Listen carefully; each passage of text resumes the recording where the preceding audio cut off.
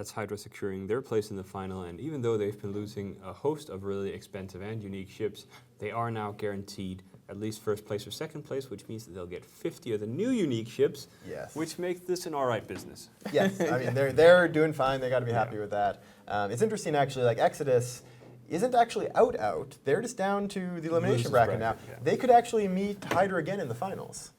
If they magically become good. Yes, they need to have a better setup than that. Well, to be fair, they're good, but Their their execution logistics was actually fine both times. Yes. The logistics just wasn't able to. I don't keep know. up. We're something that came up in that match when they started to kill the Atana was the possibility that they actually just think this setup is really, really good. Yes. It could not be a logistics issue. It could be that they actually feel, because of testing or whatever, that this setup can compete and it's their strongest thing, and that's why they're bringing it. No, that setup had lost the moment it came onto the field. There was no question about that ever on anybody. But or shouldn't have. getting a 10 out of it, Getting that's a pretty... Tana, that's, I mean... That's but overachieving for that setup, But that's Hydra for sure. brings a Tana for that reason, I believe, to that match. I mean, they knew that it would attract, and that's why they pulled it all the way out. They had traded simply too much to kill that Atana. If Exodus would have been smart, they would have gone for Gambians. They might have killed 1 or 2 Gambian more, which would have kind of given them more advantage in the final if they were indeed to proceed to the final. They had lost the match at that point, but they still proceeded to go for Gilas. Interesting, they in the match before, they recognized that they could not pull the match back and they went for the Malice. In this match, it seemed like they thought there was a chance they could actually win the match if they took the healers out quickly enough. So they didn't go for the big money, they went for this more strategic option, which didn't work out, but you can tell they were kind of a little more on the fence about what was best to do. Yeah, I don't know. Like I look at Ronin and Pandemic Legion and the past 2 matches from Exodus, and I think Exodus is like the odd man out in terms of strength here. Like it looks a little bit.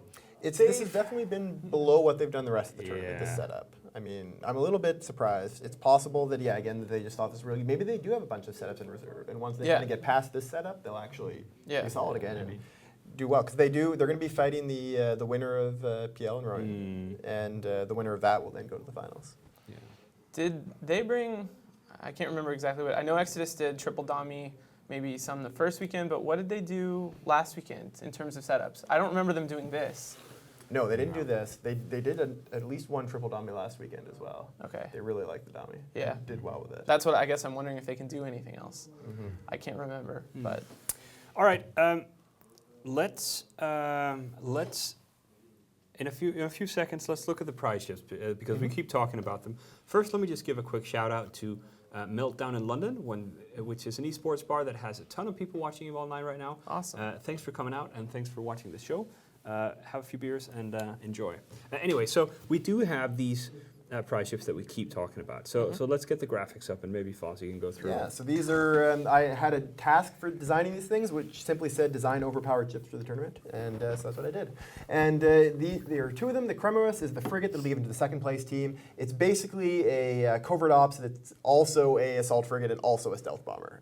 It does a ton of damage. It's a lot like a Dramiel in its speed and agility, and then it also can cloak with the covert ops cloak, warp around. Same thing with the Maraca there. That is a new, or the first time that hull, that Ixion hull, has ever been used for a player ship. So it's a unique model right now, and it does a ton of damage and does it very sneakily. It's like the U-boat of EVE. If that thing decloaks beside you, then you are in trouble. Absolutely beautiful ships, and like you said, we've not seen that model before. We'll probably use it for something else down the road, but for now it's going to be an exclusive for whoever wins this. And of course, Hydra Reloaded being in the final, are guaranteed one of those. They're going to get one of those.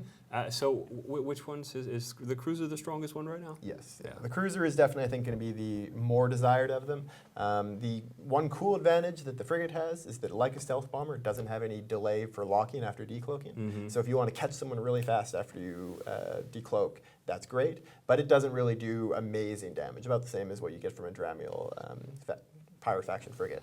On the other hand, the Maraca there, or Maracha, I never figured out exactly how to pronounce it, is basically a hurricane that moves the speed of a jaguar and just like, and covert ops cloaks. All right, so a hurricane that moves the speed of a jaguar and punches like Mike Tyson. Yes. That's a good ship description. That's a good reason. I mean, why we see Hydra throw away these unique ships and not care about it, because they're guaranteed now 50 of either one of those. Yeah. They know that they can get 10 more Atanas back if they want to. They don't care. Yeah. I mean, it is, of course, amazing because this tournament is happening on our live server, which means that anything that gets blown up, and when there's only 50 of these ships in existence, then, I mean... That's a bit of history. If you were to buy time codes and sell them in the in-game, we're talking thousands of dollars, essentially, for these little... But it's worth noting, that's not what these teams have been doing. These teams are just actually, they're very good at the game. Yes. They know really good, effective ways to make in-game currency, and they've been doing that. Most effective one being win tournaments. Yeah, that is a very effective way to do it. And both of these, and like the teams that we've seen field these, the PL, actually is PL fielded any yet? No, but Verge of Collapse and Hydra both fielded them. They both won tournaments before. So that's a good way to get some cash. They have their All right, well, next up is Ronin versus PL. One trend we're seeing here, and actually saw a little bit to yesterday, is that they're comfortable enough with banning the same thing. We see Ronin and PL doing identical bans again. The Ronin ban out Malice Dominix, PL banning out the Mollis and the Slipnir again. So exactly the same bans as before. Given how little time there is between these matches, the last match and the banning phase, you have to ban basically right away. You have to ban it, right away. Yeah.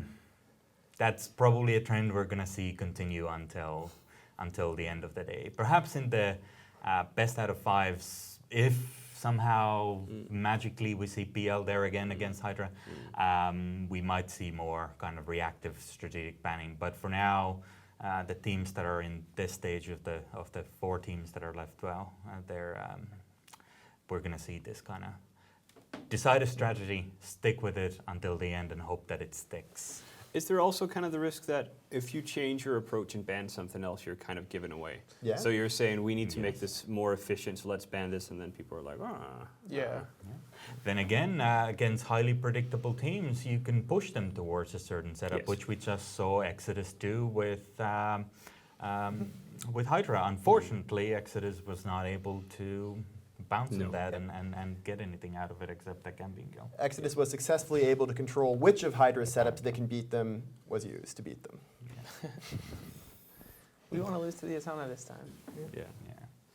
Remember that we do have contests running the entire weekend. We do have our secret word contest in which we will pop up a secret word at the bottom of the screen every single day, and at the end of the Alliance tournament, which is today, you'll have to put them together, send them to CCP Etern, and you can win an Alienware X51, which is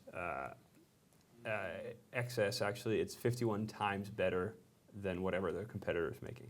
That's the way they named their computers these days. Okay. I think. I don't know. Maybe. All right. We do have this next match coming up fairly shortly. It's supposed to start just around 2 minutes ago, and it is the Ronin versus Pandemic Legion.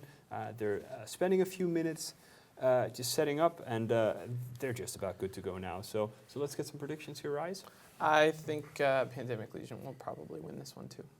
Just like the last one, I think Pandemic Legion is going to win, but I'm going to go with Ronin because I want to see it go to 3.